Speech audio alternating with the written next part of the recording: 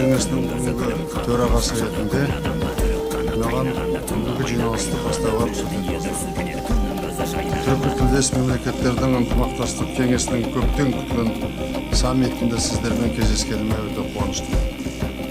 Ең алдымен Қырғыз елінің жауһары Ыстықкөл жағасында қонақжай көңілменен қарсы алған Қырғыз елі менен президент Сооронбай Жээнбековке айрықша алғысымызды білдіреміз. Сонымен қатар арамызда отырған Өзбекстан президенті Шавкат Миромонович Мирзиёевқа қош келдіңіз дейміз.